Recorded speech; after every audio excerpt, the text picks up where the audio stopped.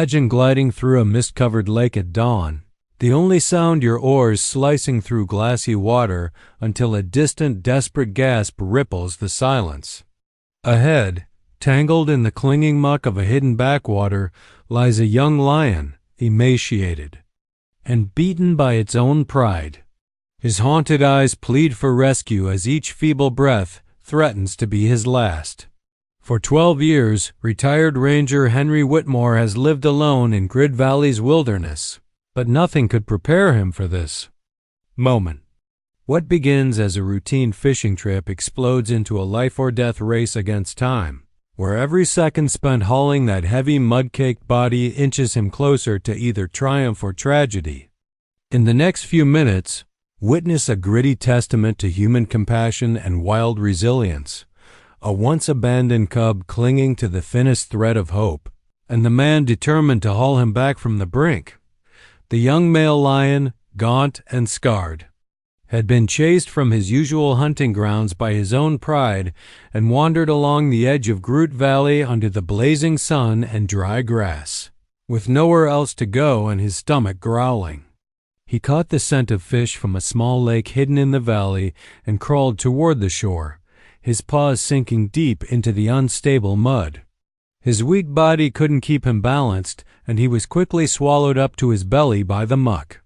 He struggled, but every move only made him sink deeper into the sloppy earth, his eyes panicked and his mouth gasping as he let out a groan that echoed through the barren woods. Mud clung to his mane, weighing down his bony neck and making it impossible to lift his head. 6 hours passed as the lion lay motionless, only faint breathing and desperate eyes visible. The sun began to set behind the dry trees and darkness gradually covered the lake. Too tired even to cry, he just blinked as dark clouds rolled across the opaque sky. A water bird landed nearby, stared at him, then flew off, leaving a farewell cry behind. Sand stuck to his muzzle and back, bent by cold and hunger. He lay still, waiting for something to happen, having stopped fighting and holding on to hope for a miracle to pull him from the cold mud since he was close to dying. In the distance, the sound of oars fell like a bell ringing back hope for life. Henry Whitmore, a retired old ranger who had lived alone in Grid Valley's eye forest for the past 12 years, left his old wooden cabin that morning and paddled his boat onto the lake to fish as he did each dawn with a small camera strapped to his hat, planning to capture peaceful moments on the water.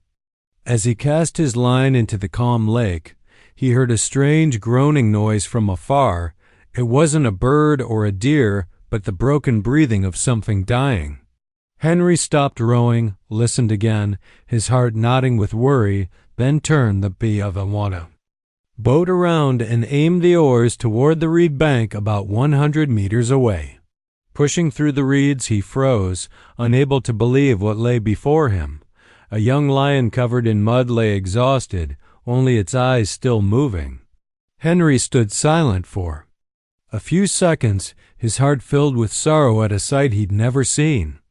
Without hesitation, he climbed the muddy bank and waded in slowly, as if stepping into sacred ground. The lion didn't react, sensing this man brought no danger but only last hope.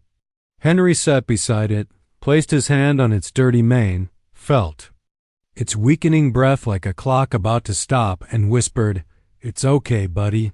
I'm taking you home. You have to live." His arm steady from saving many wild animals. He then began the arduous rescue in the deep mud, looping a rope around the lion's belly and slowly hauling him up with all his remaining strength.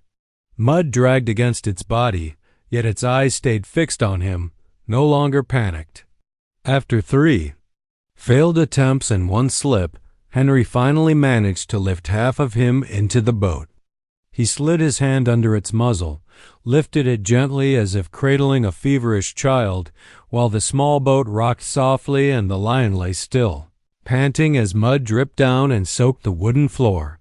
Henry sat beside him, hands gripping the rope tight, his eyes never leaving the animal at his feet. An afternoon breeze blew through the reeds as the boat turned and left the silent lake, carrying its fragile life. Each stroke of the oars made Henry's heart pound, afraid the creature behind him might stop breathing at any moment. The sun had set behind the trees, and the only light on the way home came from the lanterns on the boat's bow as the cabin appeared in the distance.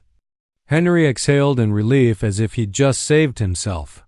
He tied the boat and used a plank as a slide to bring the lion down to the backyard.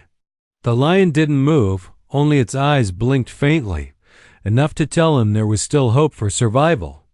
"I don't know where you came from," he said softly, "but this is your home now."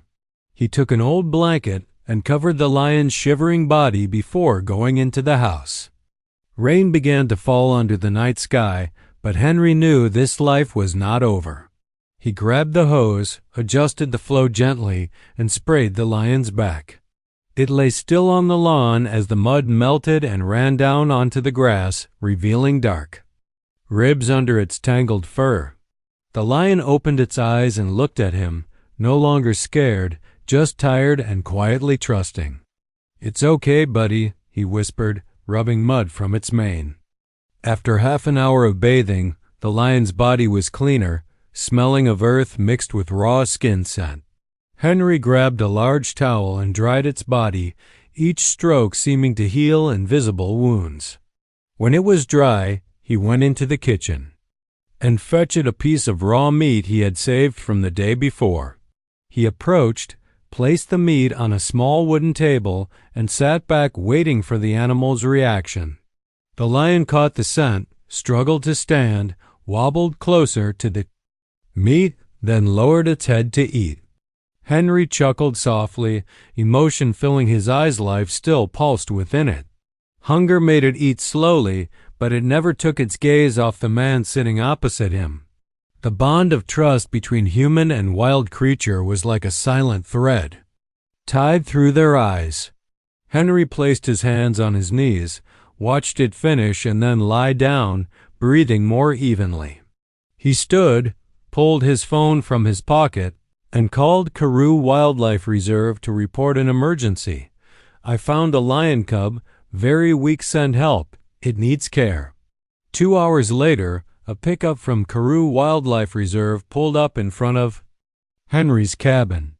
A young ranger named Coon stepped out, looked around, and nodded at the older man. "Are you the one who called this morning?" Coon asked, eyes on the resting lion.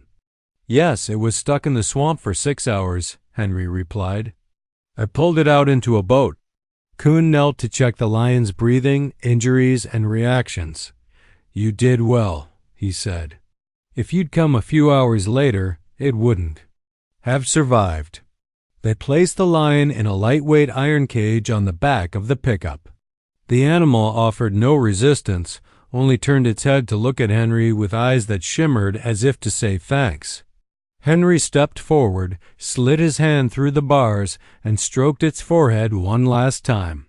"Goodbye, young one," he whispered. "I did my part. Now it's someone else's turn to care for you."